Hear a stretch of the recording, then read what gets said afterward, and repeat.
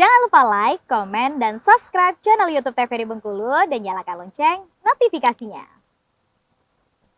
Kita lanjutkan kembali nih, Pak Elvi. Untuk ternyata inspirasi itu bisa datang dari mana aja, Pak ya?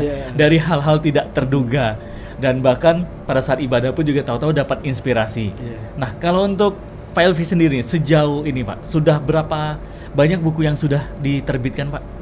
Kalau untuk buku pribadi itu sekitar 24 buku. Rata-rata ya sebagian ada yang saya terbitkan indie, sebagian lagi adalah buku karya-karya lomba, sayembara gitu. Untuk bagi yang ingin membaca karya saya, bisa dibuka di laman Badan Bahasa Kemendikbud untuk yang Gerakan Literasi Nasional. Oke. Ya. Kemudian ada juga yang di laman kebudayaan. Itu untuk cerita pengenalan budaya Nusantara. Oke, berarti begitu buka websitenya untuk di kantor bahasa, langsung ketik nama atau judul dari bukunya nih, Pak? Nanti biasanya ada buku bacaan literasi. Oke. Muncul, nanti tinggal ketik judulnya atau namanya, atau nanti cari aja di pengunggahan gitu kan. Atau juga bisa dibaca di perpustakaan daerah di ruang deposit. Oke, berarti bisa langsung datang ke perpustakaan untuk baca secara langsung. Nah, dari 24 kurang lebih, Pak ya, 24 buku yang sudah terbit, yang sudah ditulis, yang favorit sekali nih, yang favorit dari Pak Elvi nih, mana nih di antara ke-24 buku ini yang benar-benar, wah ini buku masterpiece-nya? Sebenarnya secara umum ya, saya nggak punya favorit atau buku ini kebanggaan saya, buku ini yang menjadi ikon saya, enggak juga sih sebenarnya. Rata-rata yang apa yang saya tulis ya sudah gitu kan, saya sebarkan ya sudah gitu. Tapi yang sangat membekas atau lumayan menjadi kebanggaan adalah buku ini gitu loh. Ya, cerita di balik nama politikus yang merupakan seri pengenalan budaya Nusantara. Dari Subbid Kebudayaan Kemendikbud. Berarti menjadi awal karakternya untuk diteruskan lagi ke cerita-cerita daerah yang lain. Berawal dari sini. Dibuat kartunnya gitu ya. Dan semuanya rata-rata yang saya tulis tentang budaya, tradisi, sejarah yang bertemakan Bengkulu semuanya. Seperti Patriot Tanah Selebar. Patriot Tanah Selebar. Patriot Tanah Selebar. Mungkin cerita ini adalah tema di mana HUT hari jadi Kota Bengkulu. Ketika warga Lembah, warga Rejang menyerang Benteng Marlborough, mengusir Inggris pada tahun 1719. Maka momen itu ditetapkan sebagai hari jadi Kota Bengkulu. Nah, siapakah Patriot Tanah Selebar?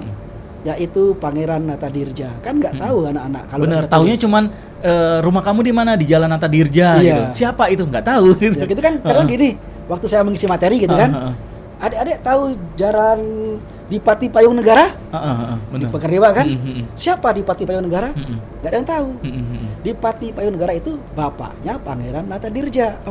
Gitu. Dari mana mereka dapat gelar? Siapa yang memberi gelar? Yang memberi gelar adalah Kesultanan Banten gitu. Jadi dari buku ini mereka tahu sejarah kotanya sendiri. Kadang anak-anak kita, pelajar kita, mahasiswa kita tidak tahu budaya, tidak tahu sejarah Kota Bengkulu. Daerah asal sendiri tidak tahu, makan taunya daerah-daerah asal yang lain gitu ya. Dan untuk Pak Elvi juga nih, apa nih yang akan Pak Elvi kejar lagi ke depannya? Ini kan sudah ada 24 buku nih. Sudah ada yang diterbitkan nasional, dikontrak dari kementerian. Apalagi nih yang akan Pak Elvi kejar lagi selanjutnya? Saya akan terus menggali kekayaan budaya tradisi Bengkulu dan saya tulis, kemudian saya sebarkan. Tetapi cerita rakyat, dongeng, lebih ke cerita rakyat ya, itu kadang-kadang tidak layak baca anak. Berarti ada juga cerita rakyat yang tidak layak baca anak. Rata-rata cerita rakyat asli itu tidak layak baca anak. Karena apa? Biasanya cerita rakyat itu berisi tentang kekerasan, Betul benar. konflik, pembunuhan, perebutan kekuasaan, kemudian perebutan wanita gitu kan. Semua cerita rakyat itu di Bengkulu atau dimanapun tidak layak baca anak. Bagaimana kita penulis Bengkulu mengkonversi cerita rakyat yang tidak layak baca anak menjadi cerita yang layak baca anak. Makanya saya fokus sekarang, selain membuat cerita rakyat yang bisa dibaca oleh versi dewasa atau umum ya, atau umum seperti ini, maka saya buat juga versi anaknya. Oke. Nah, ini. Oh, ada juga ya Patriot Tanah Selebar. Iya, ini versi umum dan ini versi anak.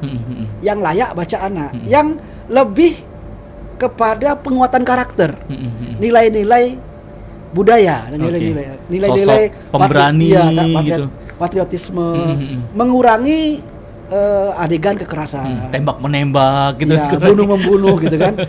Seperti juga ini yang ini untuk umum.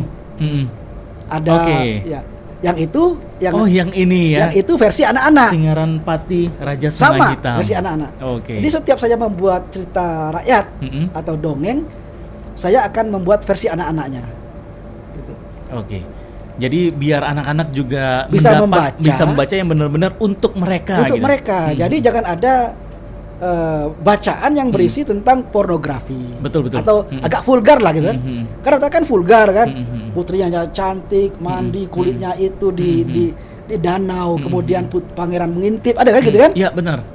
Itu dihilangkan atau dipotong, di-cut, disensor menjadi kalimat-kalimat yang lebih mendidik.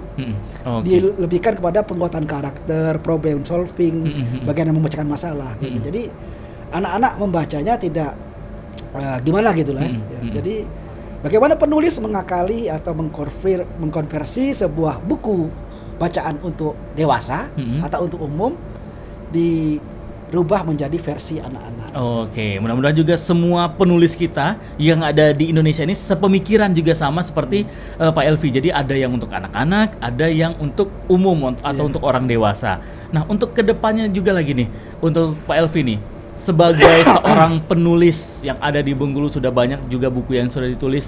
Untuk anak-anak muda nih, yang mungkin sekarang, wah ngapain sih harus jadi penulis? Ngapain sih harus baca? Sekarang kan mau apa tinggal cari di internet gitu.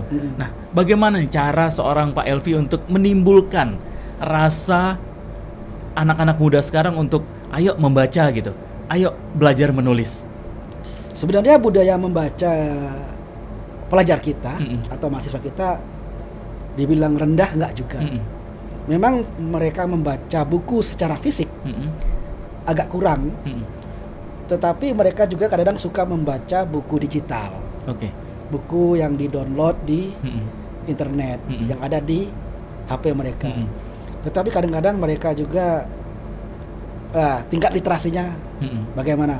Jadi cara mereka untuk memahami atau menilai suatu bacaan itu bagaimana.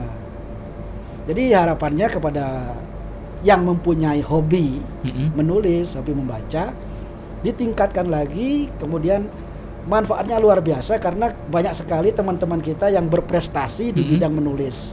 Apalagi dengan internet ini, info-info lomba menulis itu banyak sekali muncul di internet. Oke, benar. Ya. Baik itu nasional bahkan internasional pun semua ada gitu. Semuanya ada, tinggal klik. Info lomba akan muncul. Nah, dari situ kita bisa mengambil manfaat untuk sebuah prestasi, meningkatkan taraf hidup kita dengan kualitas karya kita, maka bisa menjadi ada nilai lebih untuk kita. Baik nilai kita sebagai orang yang berprestasi maupun ada nilai tambahan nominal yang bisa kita terima gitu. Oke, luar biasa sekali. Pak Elvi, terima kasih banyak Pak sudah hadir di Studio Opini pagi ini, sudah membawa semua karya-karyanya, jadi kita semakin tahu lagi ternyata cerita-cerita sejarah, cerita-cerita masyarakat yang ada di Bengkulu ini ternyata sudah tertuang dalam buku bacaan yang ditulis oleh Bapak Elvi Ansori. Saya lagi terima kasih Pak, sukses terus dan semangat terus dalam menulisnya. Mudah-mudahan bisa membuat karya-karya hebat lagi untuk kita masyarakat Bengkulu dan juga bisa mengharumkan nama Provinsi Bengkulu. Dan pemirsa Opini, tanpa terasa nih kita harus udahan dulu. Kita harus berpisah dulu untuk di episode kali ini bersama juga dengan Bapak Elvi Ansori. Untuk Anda semuanya, ayo mulai dari sekarang kita galakan yang namanya gemar membaca, karena dengan membaca kita bisa menguasai dunia dan juga dunia bisa mengenal kita. Dan akhir kata, saya Iqbal Fatwa bersama semua kerabat kerja yang bertugas mengucapkan terima kasih banyak. Assalamualaikum warahmatullahi wabarakatuh dan sampai jumpa.